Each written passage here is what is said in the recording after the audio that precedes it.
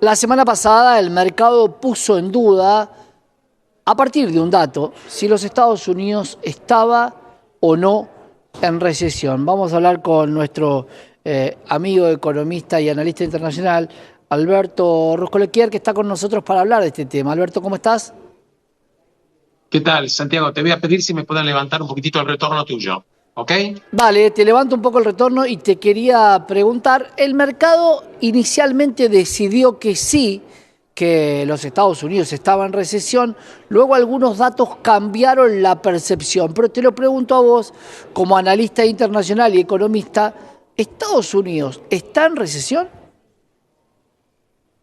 Bueno, la verdad que en principio cuando bien decís vos, Santiago, el viernes 2 de agosto empezó esa debacle, producto de que Japón había subido la tasa de interés y reventó el carry trade que se estaba haciendo arbitrando las divisas entre el yen, una divisa que tenía un costo muy barato de endeudamiento para invertir en otro tipo de posiciones.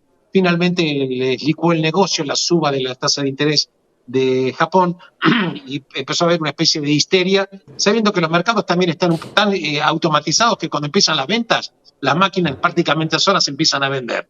Es cierto que Japón tuvo una baja superior en un día del 12%, Estados Unidos bajó, no en esa magnitud, pero hacer una teoría económica de recesión en base al mercado de un día me parece que es demasiado simple. Por eso me parece que hay que revisar un poquitito los números de la economía norteamericana, a ver si realmente estamos en las puertas de una recesión en Estados Unidos de Norteamérica, hablando de una economía que es la número uno del mundo, Claro, que tiene un PBI de 25 trillones de dólares.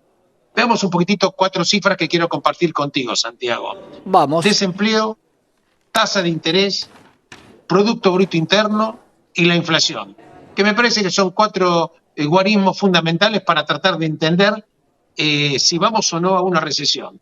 En principio te digo que Goldman Sachs en principio dijo que la posibilidad de que haya una recesión es del 35%. Otros analistas norteamericanos dijeron que la ven más baja, 25%. En pocas palabras, hay más posibilidades de que no haya recesión a de que sí la haya. Claro. ¿Por qué también empezó este nerviosismo? Porque se conoció el número del desempleo de julio del 2024, que arrojó un guarismo de 4.3 de desempleo.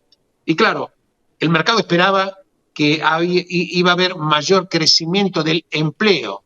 No hubo ese crecimiento de empleo. Se estaba esperando que crezca aproximadamente 170.000 puestos de trabajo y se crearon 114.000 aproximadamente. Entonces, comparado con el mes anterior, que era junio, el desempleo que era 4.1, luego fue 4.3, vino la debacle de todo el tema del mercado accionario en Estados Unidos y en Japón, y empezó a correrse todo el tema de que Estados Unidos prácticamente daban por hecho una recesión. En principio, el dato que se tomó en cuenta fue porque hay una, ¿cómo te puedo decir? Una regla que no es, para mí no es regla, yo no creo en las reglas automáticas ni matemáticas económicas, que se denomina la regla de SAM, S-A-H-M, que es una regla que la creó una economista de la Fed, Claudia Sam, y ella decía que si en el último trimestre el desempleo subía por lo menos medio punto con respecto al nivel más bajo de los últimos 12 meses, es un predictor prácticamente cantado de que iba a haber una recesión. Y esto en realidad no es tan así, porque veamos, es cierto que el desempleo en el año 2023 en Estados Unidos fue del 3.7, pero pronto se van a dar a conocer dentro de pocas semanas, el desempleo de agosto. No me sorprendería también que el desempleo pueda estar al mismo nivel de julio o quizás un poco bajar. Que Y también es vuelva, claro, cierto, que vuelva a ese 3.7, claro, decís y vos. también es cierto que el salario promedio de Estados Unidos, que está en $34.91, es el promedio, en el último año subió un 4.1%. ¿Qué quiere decir? Que prácticamente el salario promedio de Estados Unidos subió lo mismo que la inflación del año 2023.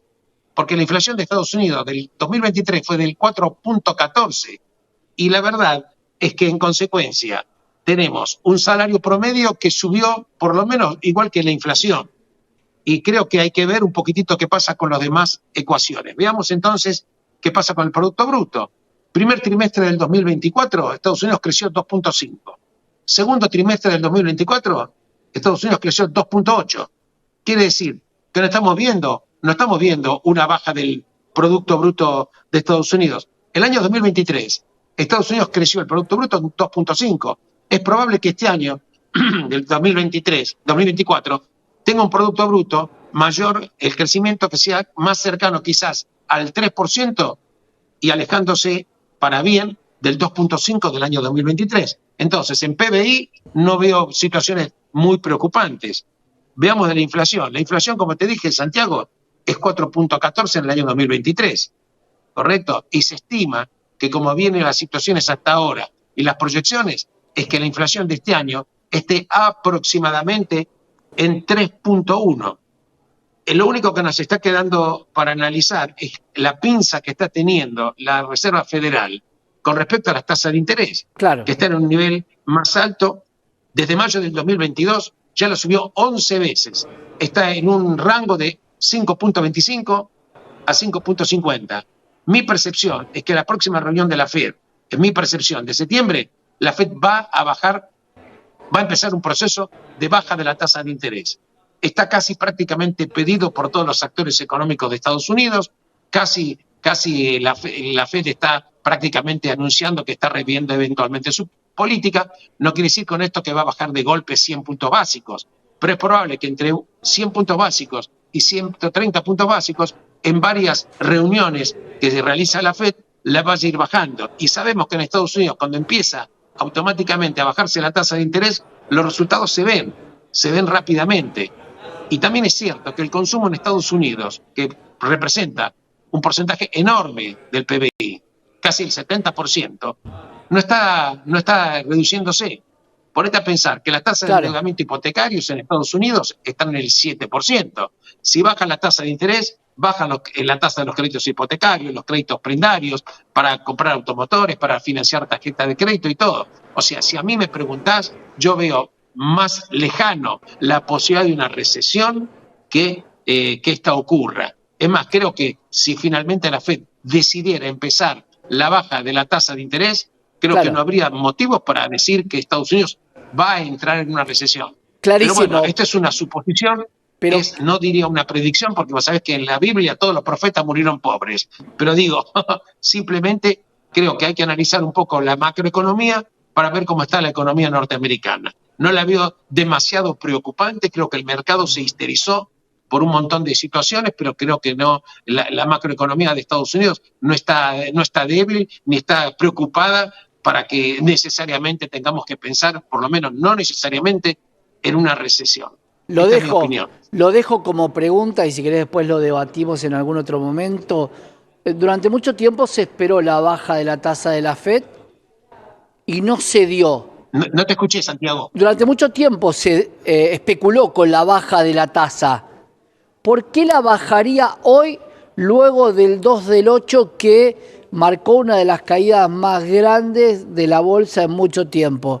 ¿Lo reflexionamos la próxima? Si la FED no la baja, está en todo su criterio. Y si la deja igual, también. Pero vamos a debatirlo la próxima. Me parece perfecto. Muchísimas gracias por el contacto, Santiago. Un abrazo. Un gran abrazo, Alberto.